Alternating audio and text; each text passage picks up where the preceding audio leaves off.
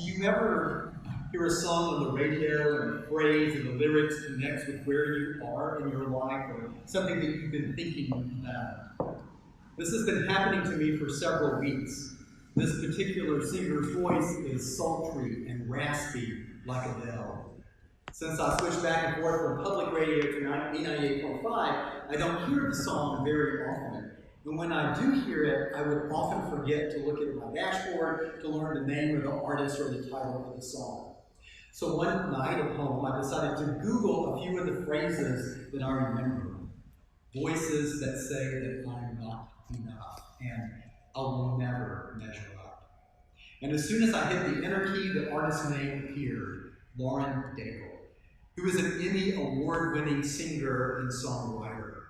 Her first tune debuted here in Atlanta at North Point Community Church, and it turns out she is a Christian pop singer.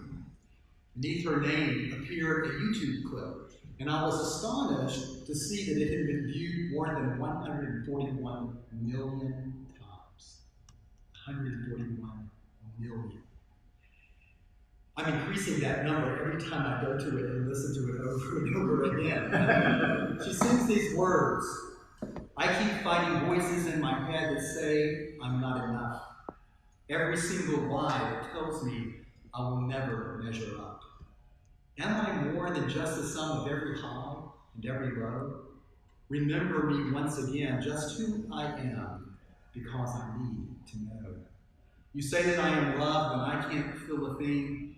You say that I am strong when I think I am weak. You say I am held when I am falling short. When I don't belong, you say that I am yours, and I believe. I believe. Daigle's song is about self-doubt. It's about failure and worth. But more importantly, it's about identity. And all of these things we face at different seasons. And her encounter with Jesus. Unfortunately, many will also hear preachers paint a picture of her as a woman with an unreputable past, as an immoral woman at best, or worse, a prostitute. They will tell her story through a narrow, misogynistic lens, as commentators have done for hundreds of years. And I'm grateful that the words of Lauren Daigle's song are helping me reimagine this encounter with her and Jesus, this unnamed woman of Samaria. Jesus has left Jerusalem and is traveling through Samaria to get to Galilee. Samaritans share the same ancestors with the Jews. They use the same scriptures, the same customs and rituals, even though they are, by this point, their despised, distant cousins. The enmity between the two has existed for a very long time. For 300 years before Jesus, the people of Samaria built a shrine on Mount Gerizim, a place of worship that competed with the established temple in Jerusalem.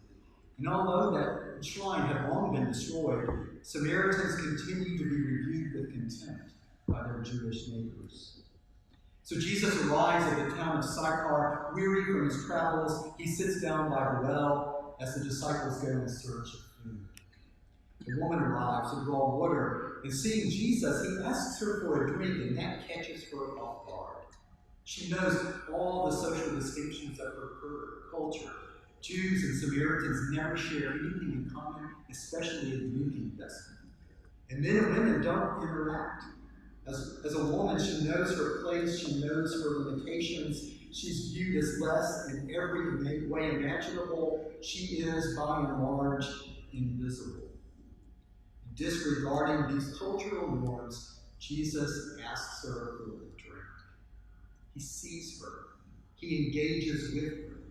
It stirs up curiosity that allows her to set aside her doubts and her fears and to name the despair. How is it that you, a Jew, ask a drink of me, a woman of Samaria? In the conversation that follows, Jesus offers her living water, which only confuses this woman all the more. How is Jesus going to obtain this living water? He has no pail, he has no rope, the well is deep. Whatever he is willing to share, she wants it. Give me some of this water, she says, so that I will never be thirsty again. as that conversation continues, Jesus invites her to call her husband to share in this gift he's about to give. When she replies that she has no husband, Jesus agrees. Well, he says, you have had 5 husbands, and the one you have now is not your husband. It's this sentence that is the cause of the destructive narratives about this woman. But nothing in the encounter leads us to this negative interpretation. John doesn't indicate that anything is wrong.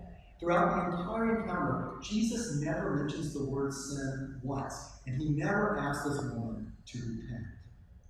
So I think a generous approach to this text allows us to wonder if she has been widowed, or abandoned, or divorced, or all 3. These are heartbreaking possibilities she might have easily endured 5 times. In an age when living to be 45 was exceptionally long, many women might easily marry several husbands. Or maybe it's the practice of levirate marriage, where a woman is passed to a deceased husband's brothers until she finally bears a son to carry on the family name. There are many different interpretations that do not leave this woman in disgrace and shame. Her narrative may be tragic rather than scandalous. As Jesus names the misfortune of her life, the woman perceives that he is a prophet. This strange man sitting by a well has recognized her, has spoken with her, and seen her life dependent on a male to protect and provide. And now Jesus is offering her something of enduring worth, this living water. She is no longer invisible and worthless. She is seen and valued. And in the Gospel of John, seeing is a crucial component of encountering Jesus that leads to belief. At first, she sees him as prophet, and emboldened by his compassion, she asks a theological question. It's the central reason that divides and separates Jews and Samaritans. Where is the proper place to worship? Seems rather inconsequential, doesn't it? His response is so startling that she leaves her water jar and runs off to tell everyone in her community that finally this Messiah may have come. She's beginning to believe in him and to believe in herself. This story is not about sin or morality. It is a story about identity, about belief, and about community. So why do you think so many Christian preachers or otherwise people want to see the worst in this woman?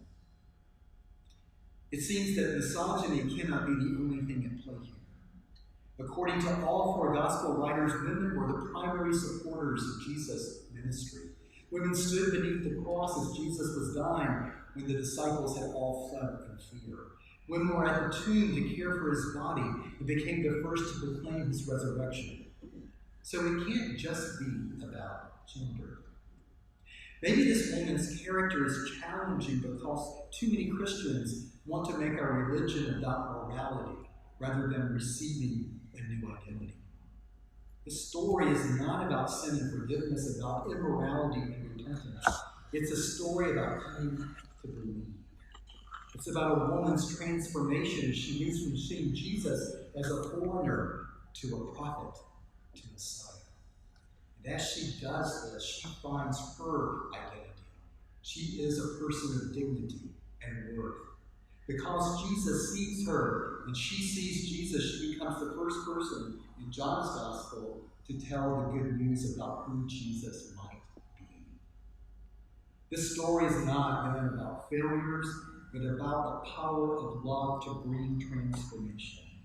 Of humanity's ability to not only receive love, but to find identity and purpose because we are loved. Lauren Daigle's song is really about the human condition. We all know what it is like to be misunderstood, to live with self-doubt, to be or feel inadequate, living with fear, living with failure.